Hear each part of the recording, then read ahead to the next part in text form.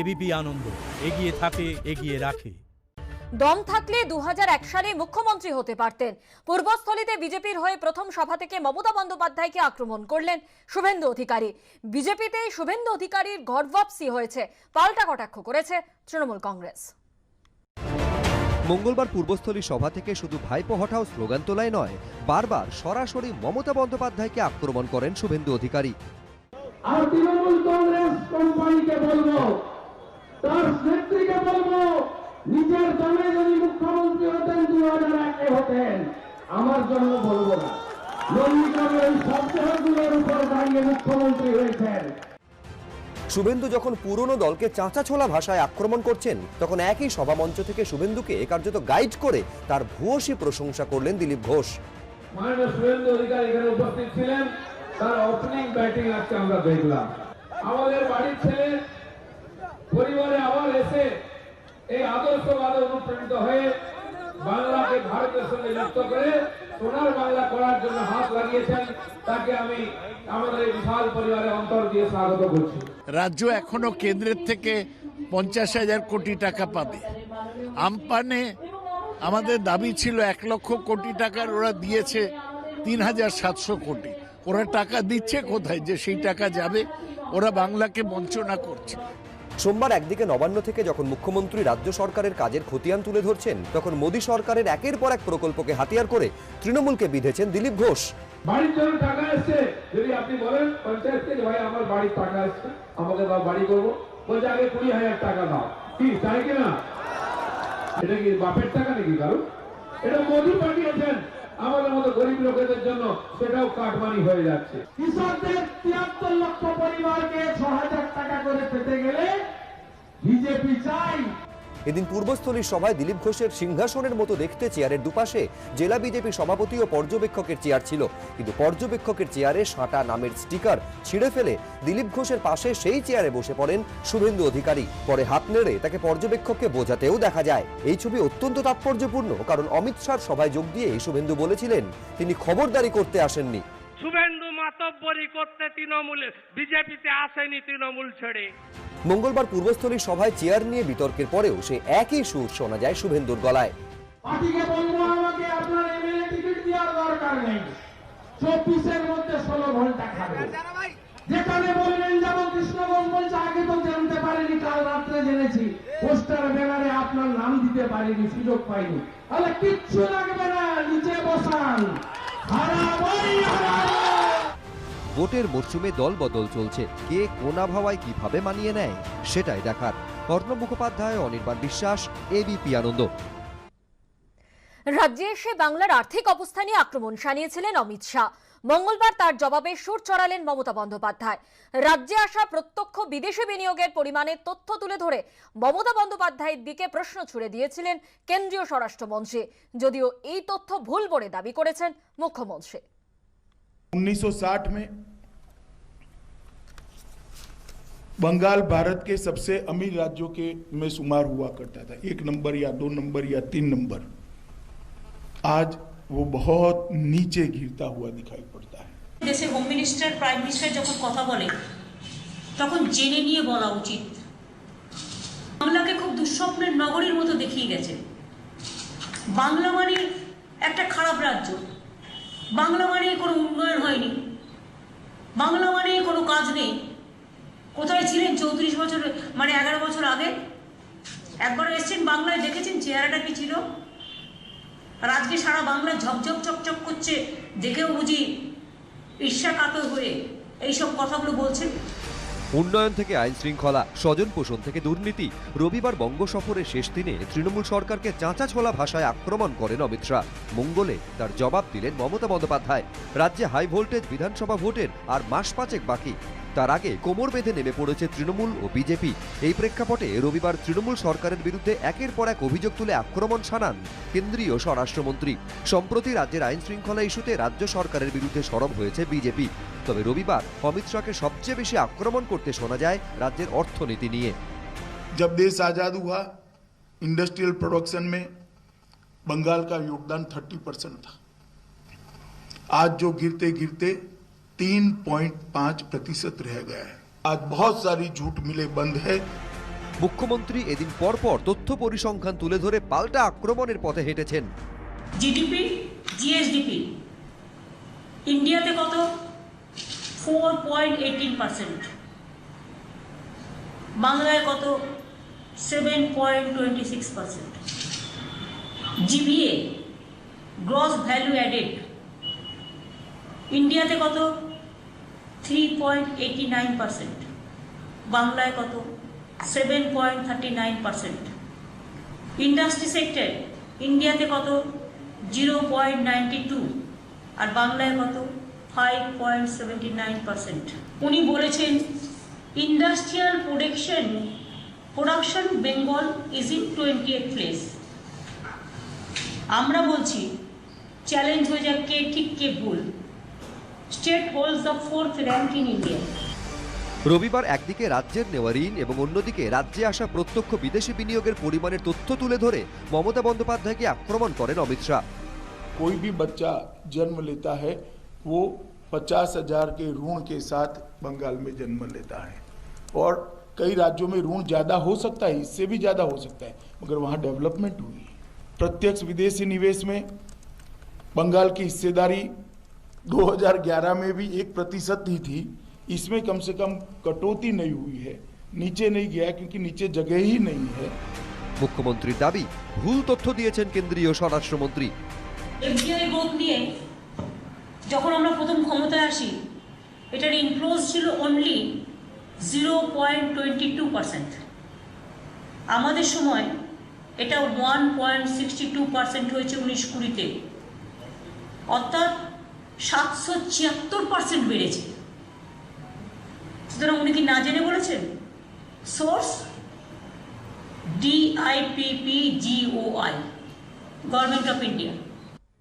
এক পক্ষের দাবি কোনো কাজই হয়নি, অপর পক্ষের দাবি চোখ থাকলেই উন্নয়ন চোখে পড়বে, কিন্তু সাধারণ মানুষের কি মনে হচ্ছে সেটাই আসল, কারণ গণতন্ত্রে জনতাই ভগবান। সুমন ঘরাই ও সমীরণ পাল, এবিপি আনন্দ। জানুয়ারি মাসে করোনার প্রতিষেধক এনে টিকাকরণ হবে এসএসকেএম হাসপাতালের 10,000 কর্মীর। নথিভুক্ত করা হয়েছে 8,000 স্বাস্থ্যকর্মীকে। টানা 20 দিন ধরে চলবে টিকাকরণ। করোনায় এখনো পর্যন্ত বিশ্বে মৃত্যু হয়েছে 17,01,085 জনের। আক্রান্ত হয়েছেন 7,73,07,971 জন। এদেশে এখনো পর্যন্ত করোনায় মারা গিয়েছেন 1,46,111 জন। আক্রান্ত হয়েছেন 1,75,116 জন। মৃত্যু মিছিল না থামলেও করোনার তেজ যখন কিছুটা কম বলে মনে করছিলেন বিশেষজ্ঞরা, ঠিক তখনই এসেছে দুঃসংবাদ। ব্রিটেন, ইতালি সহ বিভিন্ন দেশে হদিশ মিলেছে করোনা ভাইরাসের নতুন স্ট্রেন বা প্রজাতির। ঘুম উড়ে গিয়েছে চিকিৎসকদের। সবার এখন একটাই প্রশ্ন, এভাবে আর কতদিন? কবে আসবে করোনার ভ্যাকসিন? উত্তর মেলেনি। এই পরিস্থিতিতে যখনই প্রতিষেধক আসুক না কেন, প্রয়োগ করার জন্য জরুরি ভিত্তিতে তৈরি এসএসকেএম। এ নিয়ে মঙ্গলবার বৈঠকে বসে হাসপাতাল কর্তৃপক্ষ। হাসপাতাল সূত্রে খবর, জানুয়ারি মাসে যদি করোনার প্রতিষেধক আসে তাহলে টিকাকরণ হবে 10,000 কর্মীর। ইতিমধ্যে 8,000 কর্মীর নাম নথিভুক্ত করা হয়েছে। হাসপাতাল কর্তৃপক্ষ যেটা খসড়া হিসেব করেছেন যে দৈনিক অন্তত 500 জনকে টিকাকরণ করতে হবে। এই 500 জনকে টিকাকরণ করতে হলে 20 দিন টানা টিকাকরণ করতে হবে। এই কাজে যাতে কোনো রকম কারচুপি না হয় তার জন্য সচিত্র পরিচয়পত্রের মাধ্যমে টিকাকরণের সিদ্ধান্ত নেওয়া হয়েছে বলে জানিয়েছে হাসপাতাল কর্তৃপক্ষ। যখন ভ্যাকসিন আসবে তাতে যেন সঠিকভাবে সমস্ত লোককে দেওয়া যায়। আমাদের যত স্টাফ আছে, অর্থাৎ আমরা স্বাস্থ্যকর্মীদের যেন ঠিকভাবে দিতে পারি, এটা নিয়ে আলোচনা করেছি। এই মুহূর্তে বিশ্বজুড়ে প্রায় 200টি প্রতিষেধক নিয়ে গবেষণা চলছে। বিশ্বের প্রথম দেশ হিসেবে করোনা প্রতিষেধকের জন্য ফাইজার বায়োএনটেকের ভ্যাকসিনকে ছাড়পত্র দিয়েছে ব্রিটেন। ইতিমধ্যে কলকাতার নাইসেটে 3য় পর্যায়ে ট্রায়াল চলছে করোনা টিকার। এই মাসে স্কুল অফ ট্রপিক্যাল মেডিসিনে কোভোভ্যাক্সের 3য় পর্যায়ের ট্রায়াল শুরুর কথা। জানুয়ারির 2য় সপ্তাহ থেকে পেয়ারলেস হাসপাতালে 3য় পর্যায়ের ক্লিনিক্যাল ট্রায়াল শুরু হতে চলেছে রুশ টিকা স্পুটনিক ভি। কিন্তু যেভাবে চরিত্র বদলাচ্ছে করোনা, সেখানে এইসব ভ্যাকসিন কতটা কার্যকরী হবে প্রশ্ন উঠছে বিভিন্ন মহলে। আমাদের সমস্ত প্ল্যান হচ্ছে ওই অ্যান্টি স্পাইক প্রোটিনকে নিয়ে।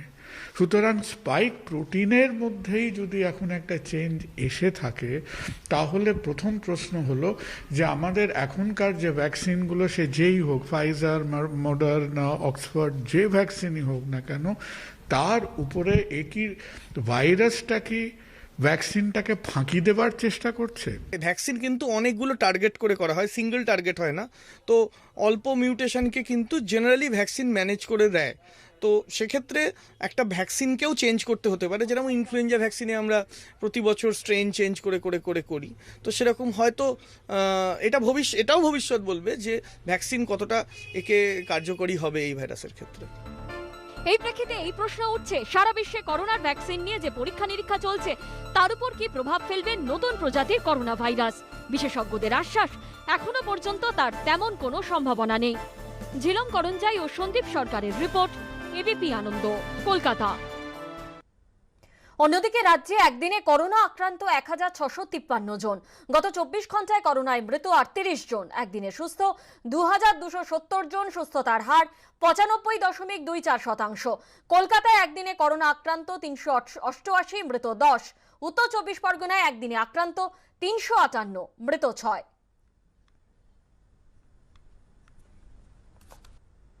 বুধবার থেকে শুরু হচ্ছে নোয়াপাড়া থেকে দক্ষিণেশ্বর মেট্রো নতুন পথে ট্রায়াল রান। তার আগে মঙ্গলবার রেল আধিকারিকরা ঘুরে দেখলেন নতুন পথের খুঁটিনাটি। পরিষেবা শুরু হলে মেট্রো পথে জুড়ে যাবে কালীঘাট দক্ষিণেশ্বর, দুই তীর্থস্থান। আগামী বছরের 2-3 মাসের মধ্যেই চালু হতে পারে নিউ গড়িয়া থেকে দক্ষিণেশ্বর মেট্রো পরিষেবা। বুধবার থেকেই শুরু হচ্ছে নোয়াপাড়া থেকে দক্ষিণেশ্বর এই 4.2 কিলোমিটার পথে মেট্রো ট্রায়াল রান। তার আগে মঙ্গলবার রেল আধিকারিকরা ঘুরে দেখলেন নতুন পথের খুঁটিনাটি। কমিশনার অফ রেলওয়ে সেফটির সামনে চূড়ান্ত পরীক্ষার আগে শুরু হচ্ছে নোয়াপাড়া দক্ষিণেশ্বর নতুন মেট্রো লাইনের ট্রায়াল রান। তার আগে এই নতুন মেট্রো পথ ঘুরে দেখলেন আধিকারিকরা। নিয়ম অনুযায়ী বেশ কয়েকবার ট্রায়াল রানের পর কমিশনার অফ রেলওয়ে সেফটির কাছে চূড়ান্ত পরীক্ষায় পাশ করলে তবেই মেলে যাত্রী পরিষেবার ছাড়পত্র। কলকাতা মেট্রো রেল সূত্রে খবর, নতুন পথ শুরু হলে কলকাতা মেট্রোর লাইনে জুড়ে যাবে কালীঘাট দক্ষিণেশ্বর, দুই তীর্থস্থান। নতুন পথে 2টি স্টেশন বরানগর ও দক্ষিণেশ্বর। কাজ শেষ, এমনকি স্টেশন সাজানোর কাজও শেষের মুখে। বর্তমানে নিউ গড়িয়া থেকে নোয়াপাড়া পর্যন্ত মেট্রো পরিষেবা চালু আছে। ওই লাইনেই নোয়াপাড়ার পর বরানগর, তারপর প্রান্তিক স্টেশন হবে দক্ষিণেশ্বর। প্রকল্পের কাজ করছে rail Vikas Nigam limited. Kolkata metro rail সূত্রে খবর, প্রকল্পের খরচ প্রায় 600 কোটি টাকা। মেট্রো সূত্রে খবর, এই দুই স্টেশনে থাকছে অত্যাধুনিক অগ্নি নির্বাপন ব্যবস্থা থেকে ভূমিকম্প প্রতিরোধী ব্যবস্থা। জয়েন্ট ছাড়াই বিশেষ পদ্ধতিতে মেট্রো লাইনগুলিকে সংযুক্ত করা হয়েছে, যার ফলে রক্ষণাবেক্ষণের খরচ কিছুটা কমবে। বেশি ওজন নিতেও সক্ষম এই মেট্রো ট্র্যাকগুলি। প্রান্তিক স্টেশন হিসেবে দক্ষিণেশ্বর স্টেশনকে আকারে বড় করা হয়েছে। ভিড়ের চাপ সামলাতে স্টেশনে থাকছে একাধিক সিঁড়ি, লিফট, এসকালেটর। স্টেশন থেকে বেরিয়েই স্কাইওয়াকে ওঠার ব্যবস্থা রয়েছে। 2011 সালে তৎকালীন রেলমন্ত্রী মমতা বন্দ্যোপাধ্যায় এই মেট্রো প্রকল্পের ঘোষণা করেছিলেন। মাঝে জমি নিয়ে কিছু সমস্যা দেখা দিলেও তা 2017-এ মিটে যায়। কালীপুজোর আগেই এই মেট্রো পথের উদ্বোধনের কথা থাকলেও দীর্ঘ লকডাউনে ব্যাহত হয় কাজ। বর্তমানে পুনর্নির্মাণের জন্য বন্ধ টালা ব্রিজ। দক্ষিণেশ্বর পর্যন্ত মেট্রো পরিষেবা চালু হলে কিছুটা হলেও দুর্ভোগ কাটার আশায় নিত্যযাত্রীরা। সঞ্চয়ন মিত্র ও অরিত্রিক ভট্টাচার্য, এবিপি আনন্দ। কোভিড পরিস্থিতি মোকাবিলায় স্বীকৃতি পেল রাজ্যের উদ্যোগ। করোনা আবহে বিশেষ ভূমিকার জন্য স্কচ অ্যাওয়ার্ড পেল রাজ্য সরকারের স্বাস্থ্য ও পরিবার কল্যাণ দপ্তর। সরকারি সূত্রের খবর, করোনা আবহে যে হেল্পলাইন খোলা হয় তার ফলে উপকৃত হয়েছেন অসংখ্য মানুষ। মানুষের করোনা সংক্রান্ত সমস্যা শোনার জন্য মুখ্যমন্ত্রীর দপ্তরের গ্রিভান্স রিঅ্যাড্রেসাল সেল এর নিরবিচ্ছিন্ন পরিষেবার জন্যই এই স্বীকৃতি। কোভিড মোকাবিলা নিয়ে স্কচ ফাউন্ডেশনের এটাই সর্বোচ্চ পুরস্কার।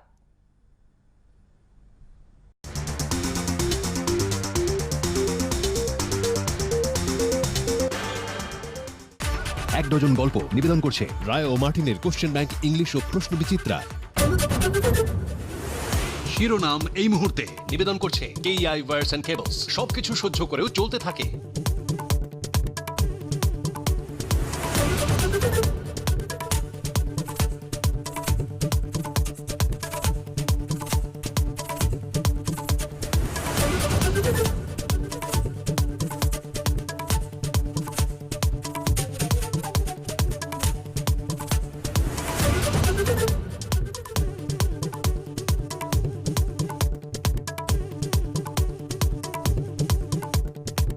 জ্ঞান মনস্তং ব্রহ্ম, সত্য অন্তহীন। সত্যের খোঁজও তাই, সত্য সন্ধানে তাই আমরা অক্লান্ত, অকুতভয়। এবিপি আনন্দ নতুন ভাবনার প্রতীক, যা মনে মুক্ত, তথ্যে যুক্ত এবং যাবতীয় সীমানার বাঁধন থেকে মুক্ত। সীমা না শব্দটির মধ্যে লুকিয়ে আছে মানা শব্দটি, যেন চোখ রাঙানি এক অদৃশ্য বেড়াজাল যা আটকে রাখে আমাদের এক ছোট্ট গণ্ডির মধ্যে।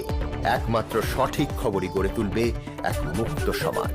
সেই জগৎ গড়ার লক্ষ্যে কোনো সীমানার ঠুকুটি আমরা মানব না। এবিপি আনন্দ, এগিয়ে থাকে, এগিয়ে রাখে।